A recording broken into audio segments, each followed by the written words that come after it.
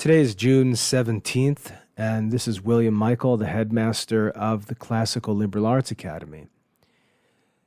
This evening, my daughter was taking a quiz. She's enrolled in a college statistics course online, and she was in the midst of a quiz which was timed, and suddenly, as she was working through the quiz, she had a problem with her calculator, and she came running into my office in a panic because time was ticking away on her quiz and something happened to her calculator. She must have accidentally hit a button or changed a setting, and all of a sudden, the calculations on her calculator were all wacky and she didn't know what to do. So she was stuck in the middle of this quiz with time ticking away, not able to figure out what was wrong with the calculator. And it's got 50 buttons on it, and you can understand that accidentally hitting some of the buttons could cause confusion. And so she ran into me asking for me to help her, and as I looked, I said, well, why can't you just use your phone? Why lose this time? Why not just use your phone or the computer? I mean, it's got a calculator on it. And she said, well, the professor said that we're not allowed to use anything other than this one calculator. And I'm looking at this thing, and it's like a cheap old Casio calculator, something that I might have used in high school or college myself. And the whole thing seemed so ridiculous. I'm talking here to a 20-year-old girl who's got 2 computers, a smartphone, wireless internet, on, and she's panicking while taking a statistics quiz because this old-fashioned calculator isn't working for her. She doesn't know how to use it, how to fix a problem that develops in the middle of this quiz. And the whole situation seemed so ridiculous. The professor said we're not allowed to use our phones. We're not allowed to use calculators or software on the computers. We're only allowed to use this old calculator. And what's really interesting is as technology blows up all around us, I mean, it's just getting incredible to even think about what's possible today. We've got this old school community that's constantly resisting technology, constantly acting contrary to the progress in technology that's going on around us, and is forcing students to go backwards to devices and resources and even methods of solving problems and doing things that's no longer relevant, that are no longer any kinds of method or tools that will actually be used in real life. And when I think about that as a teacher, as one who works in school administration, I have to ask myself, why do teachers do these things? Why do teachers make these rules? Why do teachers pretend that using available technology is somehow contrary to education? Now, one of the ways that we can tell that we've got a position on a subject that's not very intelligent is when it can easily be moved to absurdity by simply changing a degree. So if we can make a situation absurd by changing the degree, it's probably a bad position to take on an issue. And I'll give you an easy example with this topic of technology. If I say it's cheating to use a smartphone on a math quiz, the principle seems to be that the way to measure a student's mastery is to require them to do something from a position that makes minimal use of any technology. So if we were to go further, the assessment would be even better. And if we were to continue increasing by degrees, going further and further from present technology, it would seem that the activity or the assessment would be more and more effective in evaluating student mastery. So I could say, no, you can't use an app, a statistics app or a calculator app on your phone. We need to go back. That will be better. So we'll go back to the TI-84 calculator. Oh, no, that's too advanced also. We need to go back further. We'll go back to a cheap $20 Casio calculator you can get at Walmart. That's further from the present state of technology, so that will be better for assessment. But why do we stop there? Why do we stop at the cheap Casio? Why don't we keep going back and say you're just not allowed to use calculators at all? Why allow a calculator, which is a modern device, but not the most modern calculator or the most useful app or software program that aids in calculation? Why set the line at a certain calculator and pretend that we've now established some kind of educational standard of measuring true mastery? You see how ridiculous it gets. Why use calculators at all? Should the kids be allowed to use paper? How about ballpoint pens? That's pretty modern as well. What about all this electric lighting? Maybe we should turn the lights out and make all the students work under the sun in the daylight to really assess their mastery of their math lessons. It just becomes absurd when you continue to move further along in degrees according to the same principle. And that's what the way that I look at this artificial restricting of technology in schools. It just doesn't make any sense.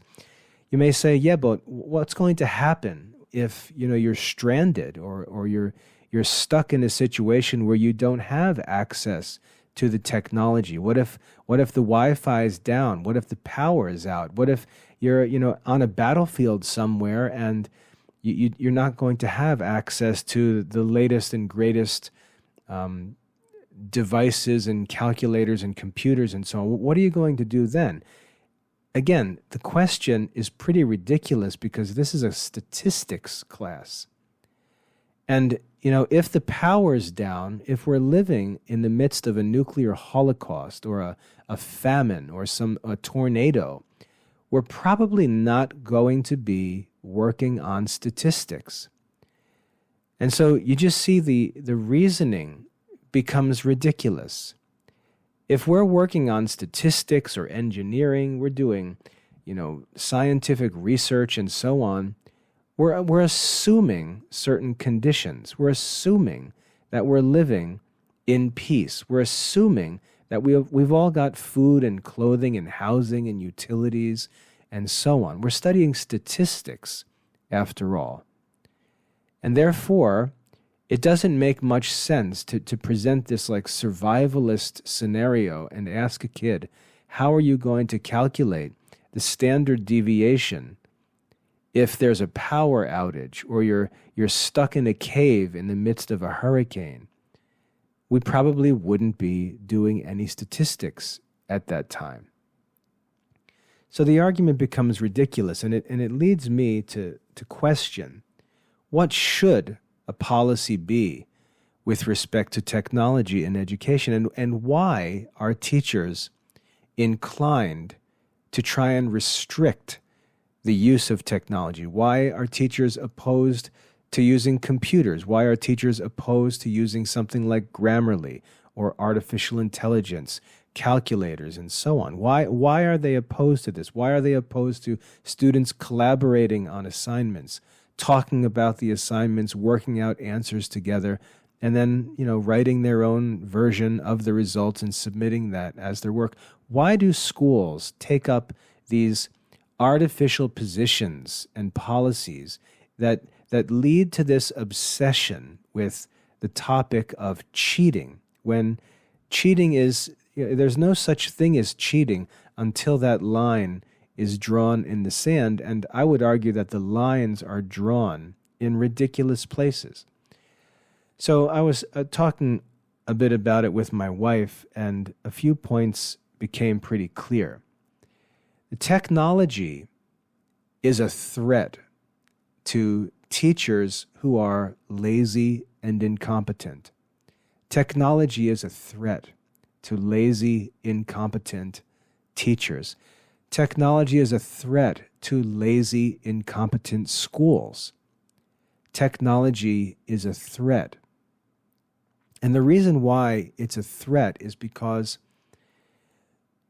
schools, if we go back 30, 40 years, when I was in, let's say, elementary school, 1980, I was 5 years old in 1980, 82, 83, I was in second grade.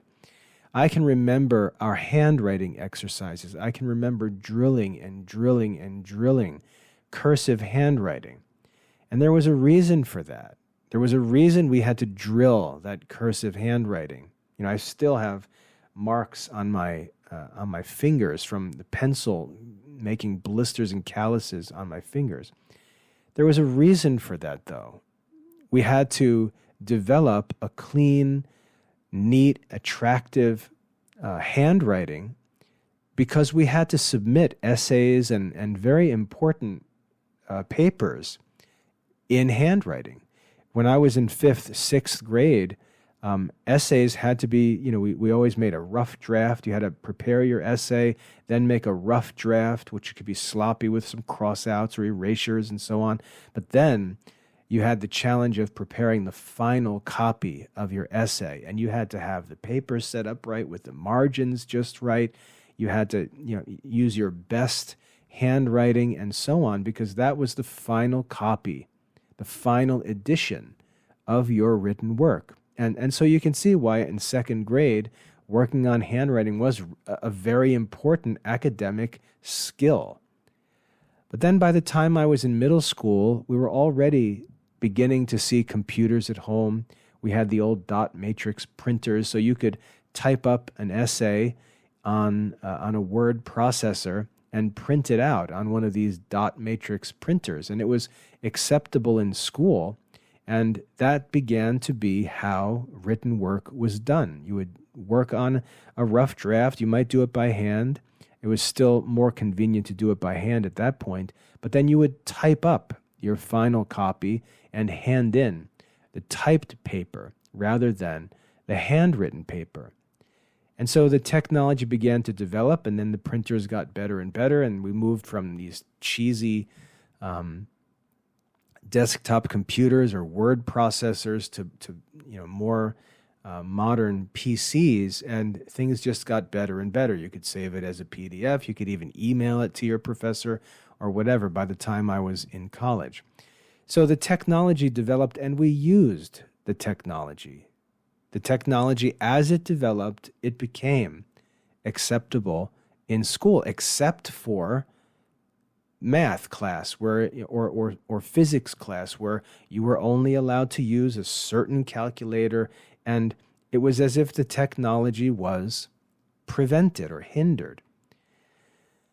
So why do we do this? Why do we resist the technology? Why now are we resisting things like calculator apps on phones, grammar and spell checkers like Grammarly, artificial intelligence tools like ChatGPT and so on? Why do schools block these things? And my argument is that these tools expose lazy and incompetent educators. They expose lazy and incompetent schools. And I'll explain why I say that. What happens is when the technology takes away the need for simple tasks to be done, when it automates simple tasks, we're freed from those tasks.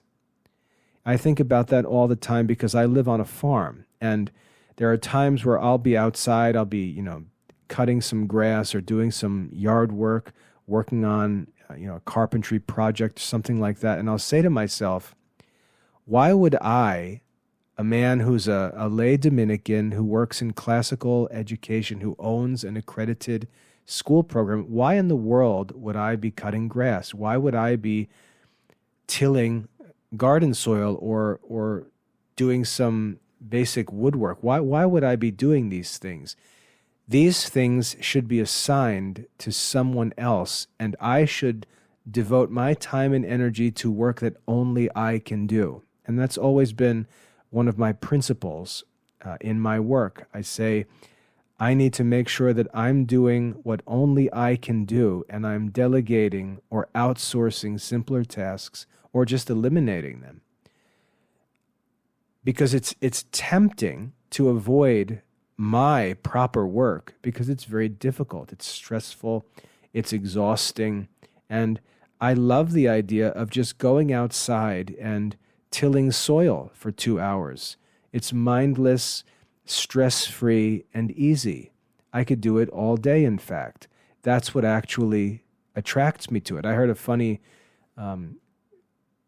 saw a funny post today on social media. It said gardening is basically the best way that we've come up with to avoid housework. We use these things, these simple manual tasks. We pretend like these things are necessary, but we use them to avoid our proper work, which is difficult and tiresome. And so I've always said in my work that anything that I don't need to do, that needs to be delegated or outsourced, and I need to devote all of my time and energy to the work which only I can do, where my expertise is required and my attention and effort is required. That's the work that I need to be doing all day long, and not allow myself to drift into these lazy, mindless activities. So when we think about that principle, that nobody should be doing a job that someone either younger or less educated or less skilled or less competent can do, and everyone should be doing the job that really only he can do. It's the job that requires his highest ability and skill. We see that a natural and reasonable division of labor develops.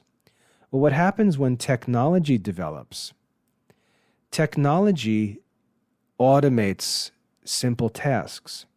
And so you may like, let's say, working as a secretary, and you sit at a desk in an air-conditioned office, and you answer the phone and say, hello, Smith Company, and there's a phone call, and you say, no, Mr. Jones is not in at the moment. Can I take a message? And you take out a paper book and write down a phone message, and then say, okay, thank you, have a good day, goodbye. What a nice, simple little mindless job that is. Answering phones as a secretary, taking messages, and leaving those messages for your boss. You're really not doing anything. And then all of a sudden the technology develops, and we've got digital answering machines. And the digital answering machine allows the person to call and simply leave a recorded voice message and eliminates the need for that secretary. Now just imagine, why would that technology be resisted? Why would someone fight against the digital answering machine? Who would fight against the digital answering machine? The answer is secretaries would fight against the digital answering machine. Why? Because all of a sudden, that easy, mindless task that they were being paid for, which was creating full-time jobs for people, all of a sudden, that work has been outsourced to technology. And the secretary is now responsible to take upon herself a more complicated task. So she's challenged to increase her skills, to upskill, as they say in modern business. She's required to upskill and learn a higher level task, which is going to be more difficult for her, require more thinking, put her under greater stress, and so on.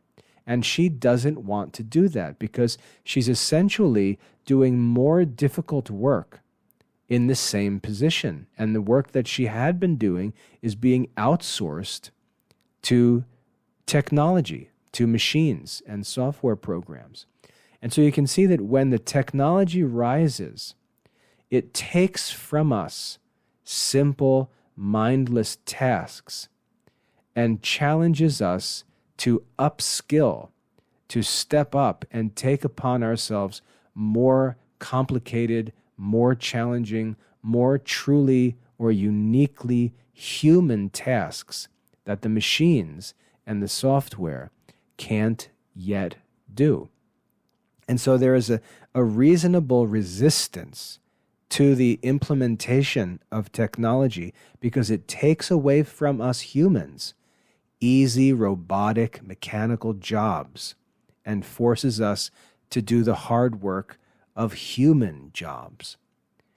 So we can see in the example of the secretary, the nature of this dilemma and why there would be resistance against developing technology. And my argument is that when we look at schools, the entire institution of the school, all the way down to the staff members, to the faculty members, they do this same thing. When you've got a teacher teaching a class and this teacher simply needs to continue going through the same lesson plans that she's been working on for 20 years. She's got all of her lessons prepared. She's got all of the activities prepared, all of the materials and resources prepared. She's getting paid a full-time salary, and she really doesn't have much to do because she's already been through this course, this 9th grade English course, 15 times in her career. And by now, she's got this thing on autopilot. She's earning a full-time salary with her salary increasing year by year, and she really doesn't have to work much anymore. Anyone who works in education knows that when you are assigned a course to teach or you get a new job as a teacher, the first 2 or 3 years are really difficult because you've got to establish the course, establish the content, establish the resources, figure out what you're going to actually teach, prepare lesson plans, prepare lectures, and so on. And that work of building and developing a course is really challenging. But if you have the opportunity to teach that course for 15 years, it's a great situation for you because you're going to get paid full time to go through a whole course that you've already developed, have already been through the lessons, have already developed the assessments, have all the activities and resources ready to go. You really don't have to work too much. You just have to manage the classroom. And that's the ideal situation for teachers to be in, to be experienced teachers teaching the same course at the same level for many years because there's not a whole lot of preparation work to do.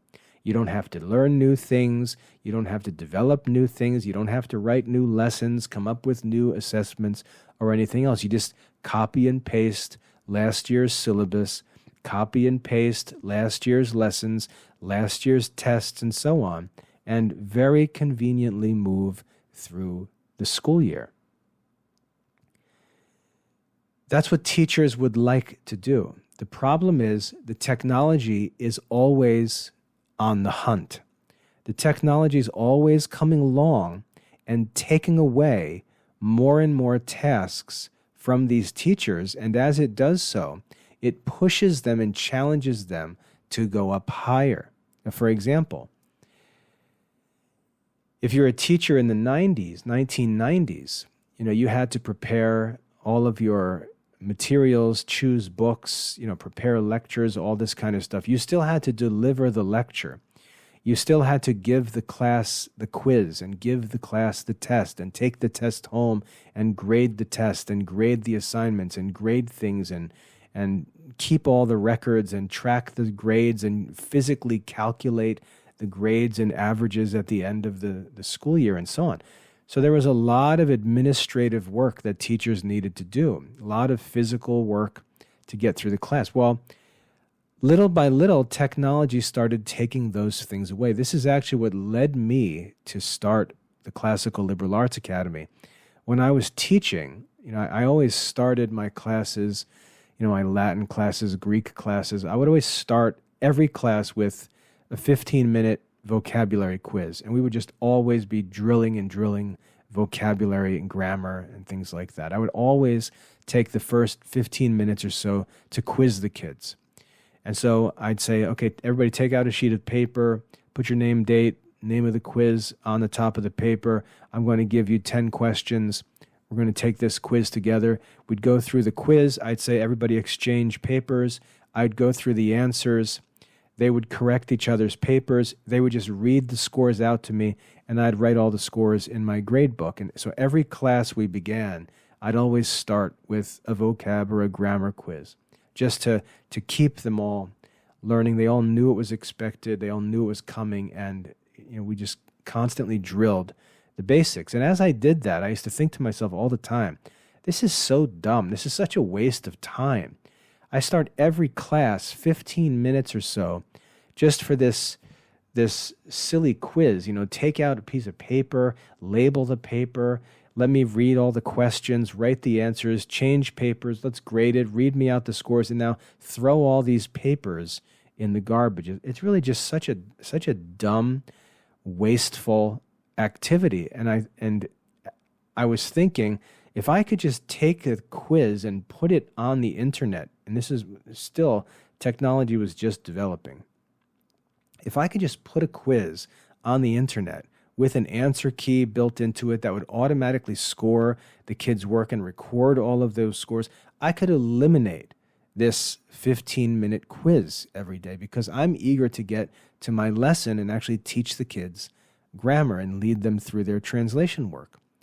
So I began thinking about how technology could eliminate a lot of the day-to-day tasks that I did as a teacher because I was driven by a desire to do more and do more and do more with the students. I wanted to push them harder and higher and keep going and going and going and get as much done as we possibly could. But I was stuck with all of this paper and pen activity that was so wasteful and time-consuming. So what happens, as I said, is when the technology comes along, it takes away these simple tasks, and now it puts the pressure on me to lead the class through translation exercises or through a grammar lesson, teaching and explaining the grammar. It really, really demands my expertise to get to work and serve my students. It takes away these mindless activities. And so as a teacher, I was frustrated by all these mindless activities and was always seeking ways to get rid of them, to automate them. But other teachers seemed to prefer those activities because they didn't want to lecture. They didn't want to have to prepare systematic lectures. They didn't want to have to prepare more complex demonstrative activities and so on. They liked to be able to hide behind all of this routine, mindless, administrative work. And so you can see two different kinds of teachers. One who's really saying, I want to get as much done as possible. I want to raise the bar for what's possible as high as we can.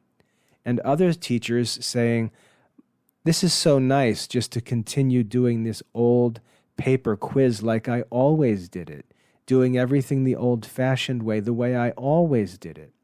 You can see there's two different kinds of teachers. And when the technology comes along, the teacher who wants the easy life, it just wants to keep doing the old way where they don't have to learn new tricks and they don't have to present more complex forms of instruction. They want to resist the technology to keep their job undisturbed. And so you've got two different kinds of teachers. And so then they pretend like this technology question is a moral dilemma, and that the use of this technology is some kind of immorality, some kind of lack of interest in learning or aversion to wisdom, when in fact the technology is allowing us to move away from simpler mechanical tasks and give more attention to more intellectual tasks, which are actually higher level tasks. So the technology is allowing for greater learning. The technology is not, as it's falsely accused of, the technology is not taking us away from higher learning. In fact, it's doing the opposite. It's freeing us for higher learning, for higher level exercises and activities in schooling. But as I said, you've got this sophistical argument presented that we're the moral people who are preserving the old-fashioned way, not letting children use the calculator, not letting children use Grammarly or use ChatGPT and so on, because we're moral and we're concerned about higher learning, when the fact is they're actually hindering the movement to higher learning. They're refusing to raise the bar in education and assign these basic tasks to the modern technology. And so they're holding education down rather than moving ahead of the technology to enter into higher levels of study and achievement. Rather than raising the bar, they're holding the bar down low because it's comfortable for them. For their job as teachers and administrators, it's comfortable to just be able to copy and paste last year's activities for the rest of their careers. Now, the challenge that I find in education is I'm constantly being forced into difficult philosophical questions like what is learning? What are we actually trying to accomplish in school? What should I be doing with these students? Because the technology is taking away more and more of the simple activities and leaving me questioning what exactly we ought to be doing. And artificial intelligence and calculators just make this really clear. For example, if I have a student who's in, let's say, 5th or 6th grade, so they're getting into, percentages and decimals and things like that. What am I really trying to accomplish in that math class? What am I really trying to do? Why am I even teaching, pre-algebra in 6th grade? Why am I doing that? It's because there's an assumption that we're preparing students for vocations in modern society where, modern mathematics is very important. Modern natural sciences are very important. And so the curriculum, when it's time to talk about the curriculum, we talk about the need to be modern, the need to prepare for modern technology, modern careers, and so on. And then we've got this weird, seemingly contradictory rule that says you can't use the latest technology in this class that we're pursuing, supposedly because the future is all about technology. You see the contradiction that's built into the modern school system. It abandons ancient learning, abandons traditional learning, abandons philosophy, abandons theology, abandons the classical liberal arts, all in the name of technology and progress, but then turns right around and prohibits the use of that technology. So you see this very strange contradiction in modern schooling. And I believe the reason why is because the teachers, first of all, they love the idea of the modern curriculum because it's so much simpler. The standards are so much lower than classical liberal arts learning or classical philosophy or scholastic theology. The standards are so low and easy. You just get a textbook. The textbook is mass-produced by the big educational publisher. It comes with all of the tests, answer keys, lesson plans, and so on. All the work is done for you. You're just the robot at the front of the classroom that organizes this and conducts the activities. But all of the thinking work, all of the actual work of curriculum development, of philosophy in terms of thinking of what should be studied and how it should be studied, how it should be taught, all of that work is already done for the textbook. And so the teachers just get their nice big fat algebra textbook, their nice big fat chemistry textbook, English literature textbook, history textbook, and it comes with all of the intellectual work done for them. And they just go through the motions. So when the technology comes along, and challenges them to ask, what exactly are we doing? Why don't you let the children use calculators? Why don't you let the children use artificial intelligence? Why don't we automate all of these basic activities? The reason why is because they want to keep things comfortable for themselves. That's why. The minute we allow the technology in, the classroom becomes like a wild west of ideas. Once the students are free, let's just create a scenario in modern situation. When I'm sitting at the dinner table with my kids, if we talk about a topic and I say something, or my wife says something, or one of the kids make a statement, I can almost guarantee that someone at the table is going to pull out a phone and fact check what was said. We're all accountable like never before. We're accountable to immediate fact checking. And 5 years ago it was Google. If one of my kids told me something, I would say, come on, I don't know if that you're telling me the truth here. And I would take my phone out, and it would be sort of a joke in the family, because my kids would stop and say, "What are you doing, Dad? Fact checking me?" And the answer is, I am. I'm going to see if you're, talking baloney here, or if this is true. Now, 2025, it's, Google is old-fashioned. Google is not even helpful anymore. Now, we just hop into Gemini or ChatGPT or Grok and voice question, ask the question, get immediate responses with links and sources and so on. And you can see how that discussion at the table, the technology now immediately raises it to a new standard.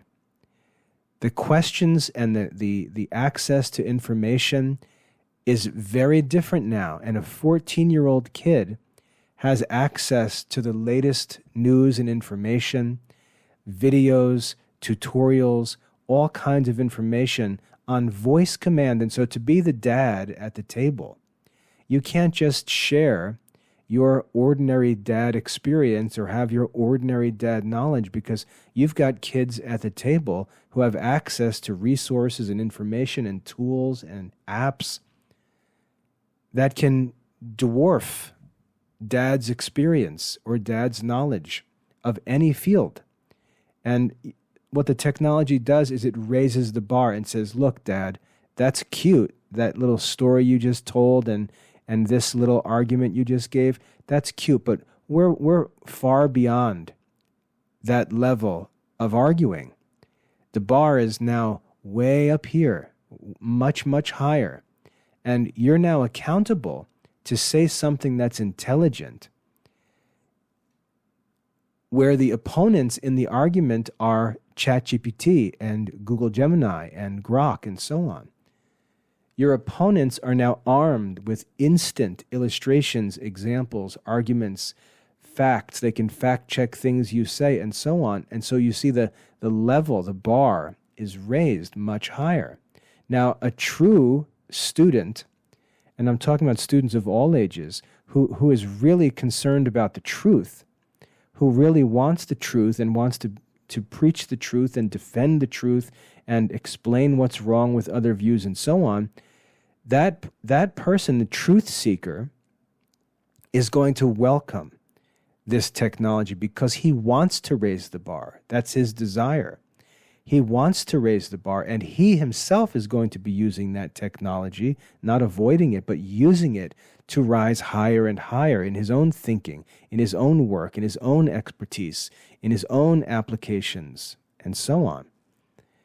And so when that technology comes into the hands of a truth seeker, a true teacher who is first and foremost a zealous student, that technology is going to allow that teacher to become that much better, and the bar of education is going to rise much higher. And if you think that a teacher who is zealous and gifted and diligent in his work, he's going to do more with that technology than any of those students. He's going to be able to do more with that technology than any of those kids, whether it's at the dinner table or in a classroom. The technology in the hands of a diligent, skillful expert is going to allow that expert to do far, far more than any children could do with that technology. But what we find is the opposite. We find that the adults, the so-called experts, are lazy and careless. They're actually not the ones who are zealous for learning, zealous for information, and they find themselves in very uncomfortable situations with kids with devices and AI tools and other technology. They find themselves uncomfortable because they don't want to move higher. And so what do?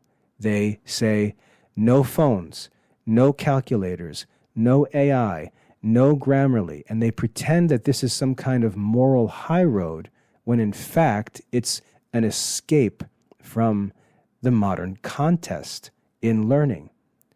They don't want the standard to be raised. They don't want to be accountable to that level of fact-checking and information and research and easy access to information, historical information, easy access to tools that can tell whether this argument that your teacher made is actually reasonable and conclusive, or whether it's a bad argument, or whether this statement that your teacher made about what the church teaches is actually true, because it can immediately access the Catechism and the Catholic Bible and the writings of the doctors of the church, and there's no more baloney allowed.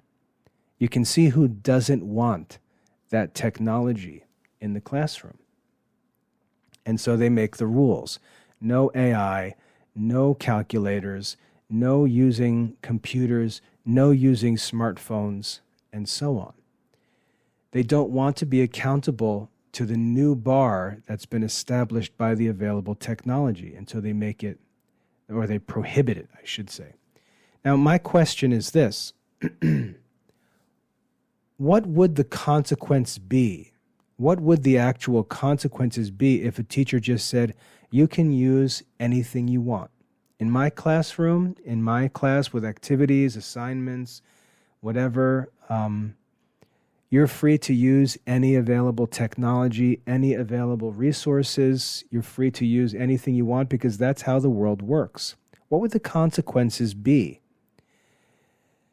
And this is the kind of stuff I think about all the time, because I'll get complaints from parents or even from students sometimes, and they'll be complaining about things in our program because, what if the kids are taking a quiz online and they're looking up answers on the internet? What if, you ask them, when was the Roman Republic established, and they just hop onto Google or ChatGPT and copy and paste the question and then copy and paste the answer? Well, what about that?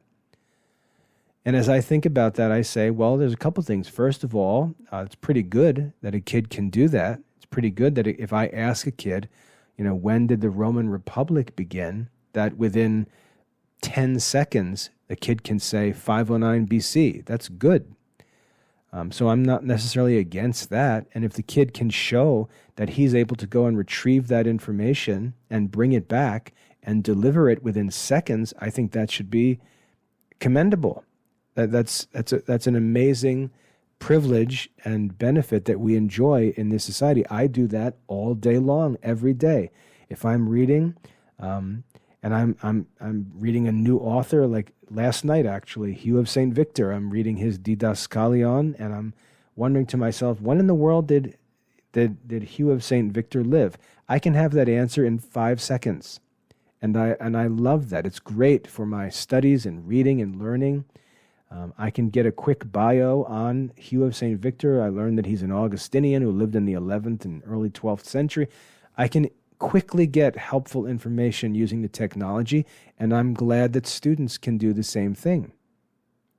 But there's a problem. The problem is that when I was in college, I had to study very diligently to be able to possess that kind of knowledge. If you look back to the world chronology course that I wrote in the CLAA, that course was praised by all the academy families because it's this complete narrative of history from the creation of the world through to the modern age. And all of that historical knowledge, I had developed all of that knowledge by old-fashioned studying books, memorizing, taking notes, making lists, outlines. I used to write out maps of the whole history and so on to master that stuff. And if you didn't do that kind of work, you didn't have access to that kind of information. You had to study and learn it to have it and use it. But today, that's simply not the case. And I look back at that chronology course, and its value is far less in 2025 than it was in 2009 because of how much more accessible information is to us. So when we think about the tasks that kids have, if I ask a kid, when was the Roman Republic founded, and the kid can go grab his phone or his Chromebook or whatever and get the answer in 12 seconds and enter it into the quiz, that's great. It's good to know that he can do that. That also makes him inexcusable if he ever reads a book or writes a paper or answers a question and doesn't do that.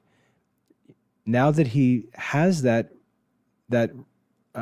ability to do that, we all should be accountable to that kind of factual accuracy in everything we say or write.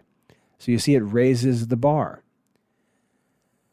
It takes away the laziness of asking things. Like, for example, I'll see all the time, someone will write me an email and ask me a simple factual question, asking me, a question about when was this church document written, or, when did St. Augustine write this or do this, or some historical fact. And those questions and discussions don't make sense anymore because all of that information is at your fingertips. There's no need to contact someone, to contact a teacher and ask a question like that. There's no reason to contact, to call dad and ask him how to change a tire anymore. You can have that answer with a video on YouTube on your phone out on the side of the road right now. There's no need for that. And so you see how we sort of play dumb with the resources that are available to us, where the reality is we're all now accountable to live at the status which is made possible by the technology. So let's take an assignment like writing an essay. I can say, okay, students, I'd like you to write an essay. Here's the question. Here's the topic. Well, now the kids can go and they can hop on Google and they can go on ChatGPT and they can search the internet and they can gather information and they can put together some ideas or just ask ChatGPT to write an essay for them and answer the question. What should we do about that? First of all, I would say that for most students, doing that would leave them with a better final essay than they would have had if they wrote it themselves. So in the workplace or in real life, that would probably be a good idea. If you're not a good writer, it would probably be a good idea to get someone else to write for you. That's actually how we do business. If I'd like to build a deck on the back of my house, my family doesn't stand around and judge me for whether I build the deck by myself. If I call a carpenter and pay a carpenter to build the deck on the back of the house, everyone's happy because what we needed was a deck, and what I did was delegate that work to a carpenter who built a great deck. No one calls me a cheater when I do that. That's how real life works. We delegate work that is either beneath us in terms of skill or that simply requires a specialization that we don't possess. We delegate that work. That's how real life works. So you can see that a kid who turns to tools and resources or even other people for help to accomplish the goal of the assignment is really being prudent in getting this task done. And so the question is deeper than that. The question is, what exactly is the goal of this essay assignment? Or is what the children or what the students are being asked to do. Is the bar raised high enough that makes sense in this present generation? Because an essay that made sense for me when I was in 8th grade was very challenging, and I had to use, let's say, the library and the card catalog at the library to find sources and put together the resources. It was very difficult work to do that. Whereas today, none of that is difficult, and there's no one working in research who's doing that. So we've got to ask the question, is an assignment that made sense in 1990 reasonable to give to students in 2025? And my answer is no. I think that all of the work that the students do has to radically increase. It's got to become more complex, more challenging, more difficult, because they have more resources. And now that they have all these tools, I have a right as a teacher to say, instead of asking you to write 4 essays a year, I'm going to ask you to write an essay every single week, because I know that every one of you has easy access to information and resources. You've got access to the school library and all of the journals and all the databases available on the school library website. You've got access to Grammarly and ChatGPT to help you with composition. I want an essay every single week. The bar can be raised because of the technology. The problem with the technology is that the bar is being kept low. And the teachers know that this is no longer a challenge to the students. And instead of raising the standards for learning, they choose to prohibit the technology, which again, I think is a lazy cop-out for not wanting to get better. Now, the reason why teachers don't want to raise the bar is because it's difficult. It draws on the teacher's expertise. Instead of coming up with 4 or 5 good assignments or good essay topics for the year, they're now responsible to come up with 30 or 40 for the year. And that's much more difficult, and they don't want to do that. So you see, there's a resistance to the technology because it's calling on teachers to raise the bar. It's calling on school administrators to raise the standards, because this stuff is truly easier for kids today than it was 30 or 40 years ago. The kids can be asked to do more work. They can cover more content. They can complete more assignments, take more quizzes, more exams. Instead of having a test in a classroom on paper where you could have maybe 45 questions and it would take an hour to complete and you'd get one chance at that test and that would be your grade, you can now give a student a 100-question exam online that's immediately graded for that student. So there's no reason now to continue to use the old tests or continue to grade in the same way. Now, the exams can be much more challenging, much more rigorous, much more exact. You can give the kids 100 questions. Raise the bar because the technology is different. The activity is different. The kids have more, and they should be accountable to do more. So in the Classical Liberal Arts Academy, I give the kids quizzes and exams and written assignments for every single lesson in the curriculum. I use online quizzes to test their knowledge of objective content. They're automatically scored. All of the grading is automatically done. The records are automatically kept, and so on. And I give the kids the challenge of reviewing and retaking quizzes and exams as many times as they need to earn perfect scores. The technology raises the bar because now if you have a student in the Classical Liberal Arts Academy and he shows you his grade book and he's got an 87 average in a course, in 1990 you might look at that and say, that's pretty good. That's like a B plus, that's good.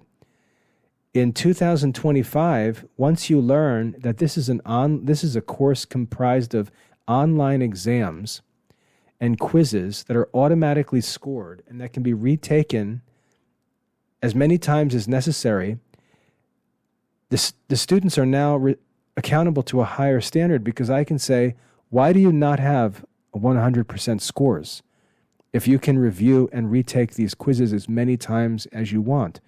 87 is no longer a good grade. In the Classical Liberal Arts Academy, a 90 is considered passing.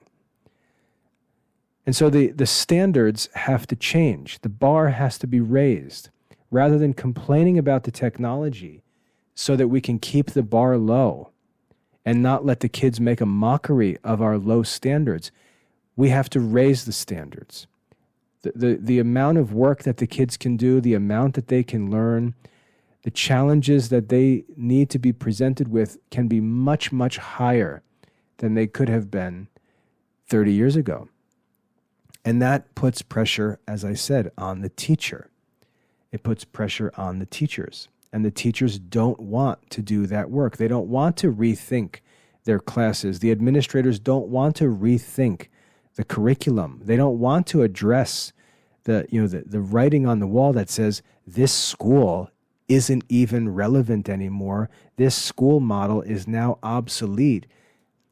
The administrators are intentionally holding back the progress because it's very clear that there's no longer any reason why all of these kids are being bused across the county to get to a school where they sit and open a computer, sign on to the Wi-Fi, and take a quiz that's on the internet, which they have access to at home. Nobody wants to address the elephant in the room, which is that what these teachers and administrators are doing no longer makes any sense. That's why the technology is resisted. That's why the technology is prohibited. And I could go on and on with this because there are just so many applications of this problem. There are so many instances I could give. And as I said, as a school administrator, as a student, as a teacher, I'm left spending much of my time asking myself, with artificial intelligence, for example, what is the true purpose of schooling? What is the real goal of education? Because so much is accessible to the kids. They have the ability to do so many things that would have been so difficult for us 30 years ago. They can do these things very easily. And what we're doing to them, as I said, is we're keeping the bar low because we're comfortable with that low bar. That was the bar when we were in school. We're keeping the bar low, and then we're not allowing the kids to make use of all the advantages that they have. Rather than saying, look, you kids are free to use any of the tools and resources that are available to you, but I'm going to raise the standard because to whom much is given, much is expected. I'm not going to let you get away with the kind of assignments or the amount of work or the difficulty of the work that I had to do when I was in school because I didn't have artificial intelligence. I couldn't sit at home and go to archive.org and access millions of books and so on from my living room. I'm going to raise the standard. The education is going to get much more challenging. The standards are going to get much higher because you have so many awesome tools at your disposal, and we can really raise the level of learning. So all of these issues have to be thought through and reconsidered. What is the purpose of an essay? Is it to write good sentences or use good grammar? That's no longer a challenge because Grammarly can correct your grammatical errors, make suggestions, fix your spelling, and so on. All of those skills are now automated. What is the real challenge? We see the real challenge is going to be the invention of great ideas. That's really going to be what's left for men to do. So if you understand how artificial intelligence works, you can sit down with ChatGPT or some other tool and ask it a question, and it's going to give you a dopey answer because it's just a machine. But by continually adding to the prompt, giving it instructions, adding more specific ideas, telling it your theme, telling it what you think, what your answer is, giving it some of the reasons, the person who possesses the best ideas is going to have the most success with the use of these tools. The person who is lazy, shallow-minded, unreasonable is going to struggle even with these tools. And so by making the tools open for the students to use, the standards for the assignments, for grading, for assessment, all have to rise to hold students accountable to what's reasonable in light of the resources and tools that are available to them. It's going to be a measure of ideas, first of all, because the writing is not going to be important anymore. And that makes sense. If I need a business letter written or an email written, I don't necessarily write every email. I may delegate it to my wife or someone else and say, can you write this for me? I'd just like you to tell this person this or that, tell them that I'll do this or that, and that's it. When I delegate the writing of that letter and someone else writes the letter, am I cheating? No, that's just simple delegation. And when a tool like ChatGPT is available, having ChatGPT write an essay for you where you tell it what you want it to say, you give it the arguments, you do the work of invention, you come up with the ideas, and the tool simply puts that into paragraph form for you with proper grammar, good spelling, and so on. I think that's a great thing, but you're now accountable for those ideas. You're now accountable for the final project, because when that email that I delegate gets sent out, I'm the business owner. I'm accountable for that email. And the students simply need to learn that if you go and use this resource, this tool, this software, and so on, you are always accountable for the work that's done. And you're going to be held accountable at such a high level for what's done because of these tools. And again, most teachers are not going to want to do that. They're not going to want to raise the level of, evaluation of student work. They'd rather just prohibit the use of the tools. So the ideas are ultimately going to be what is assessed. Academic honesty is going to be what is ultimately assessed. Do you actually give credit to other sources? Are you honest? Do you acknowledge that you made use of this tool or that resource or access these books and these resources? There's going to be a need for honesty and for virtue in all academic work.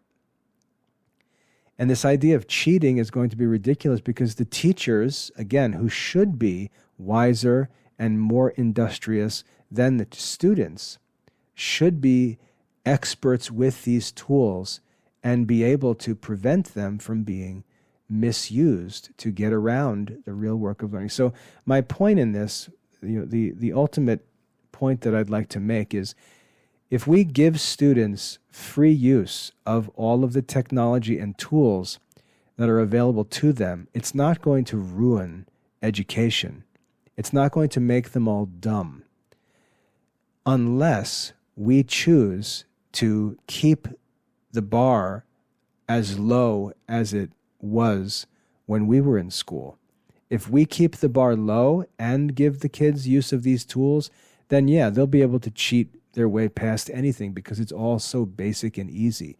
But if we respond to the access that we all now have to this technology and we raise the bar, raise the standards, demand much more, the tools will be great for the kids to use, but they're still going to have to work very hard in order to fulfill their potential and get over that bar. And so that's the real work of education, raising that bar as high as we can, raising the standards as high as we can. Everything has to be rethought. Everything has to be reformed and improved because the bar now is so much higher, and the problem these kids have is they're simply not being challenged to get over a bar that is appropriate for the level of resources and technology available to them that's in the palm of their hand all day and all night. So my approach to this technology question is to let the kids use the technology, welcome all the technology, Teach the kids to use it prudently and efficiently. Teach them that this allows them to abandon simple tasks and devote themselves to more complex tasks, and challenge them to learn how to use these tools to serve those more complex tasks, rethink the work that they're asked to do, rethink the standards, rethink the objectives, hold them accountable for anything that they turn in, and ultimately challenge them to do the work that only they can do, because now the baby work can be delegated to a computer or a device. They're accountable to do the work that can only be done by human beings. And that ultimately needs to become the new standard in education. So I don't think the technology is any problem at all. I think that we've got lots of lazy, incompetent people working in education who refuse to raise the standards. They're not interested in higher standards. That's the real problem here. And the good thing about this technology is it's going to eliminate all those people. There are not going to be all of these mindless, lazy teaching and administration jobs in the future. What's going to happen is the best teachers in the whole world are going to learn to make efficient and creative use of these tools, and they're going to transform education. And the best teachers are going to be able to serve thousands and thousands of students. Students are going to enjoy resources and activities prepared for them by brilliant, diligent teachers who love truth and love learning. And the whole of education is going to be improved. And you're going to have all these old schools just hanging on so that their administrators and faculty can keep trying to get a paycheck, squeeze a paycheck out of these useless, old-fashioned schools, pretending that what they're doing is somehow moral or better for learning, when in fact it's just lazy and incompetent. So in the Classical Liberal Arts Academy, I'm working constantly to make creative and prudent use of available technology. It's freed me from so many basic tasks, and is going, as you'll see in the future, is going to allow me to be able to devote myself to more and more tasks that only I can do, and that's going to benefit all the students and families. So anyway, the challenge with technology is that the standard needs to be raised.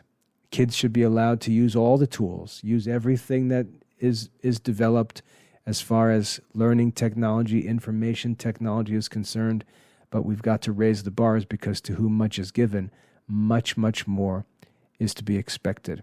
I hope that helps. God bless.